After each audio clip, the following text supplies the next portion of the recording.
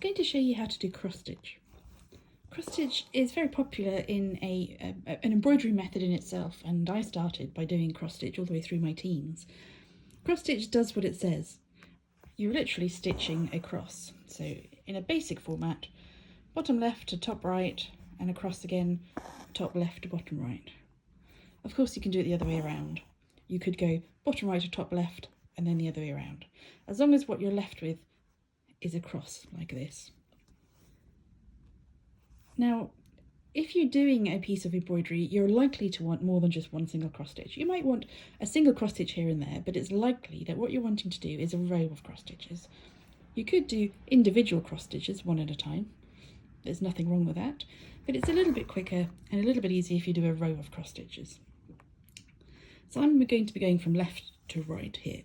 So I'm starting by doing the first line of the cross stitch, but rather than then going back and doing the cross, I'm actually going to do a line of parallel stitches.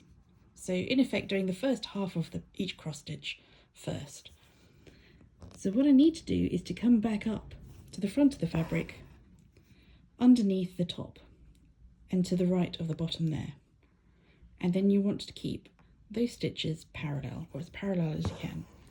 Cross stitch is often done on an open weave fabric or Aida, where you can see the holes and the lines of the fabric aren't quite as close knit together as they are on this particular piece of calico. So it's a little bit easier, you know where to go up and go down. But you might not have that. You might be doing some stitching and embroidery where you want a cross stitch effect, and what you're trying to achieve then is uniformity. So I'll do one more stitch where I'm trying to keep these three lines parallel to each other, trying to keep the stitch underneath and to the right, and then I'm going to go back on myself. So once again I'm going to be coming up in the same place as if I would be doing the parallel, but you're going back on yourself. It's a bit easier this time because you know where to go back to the back of the fabric, and you're doing the other side of your crosses. You can see where you need to come up, and you can see where you need to go down.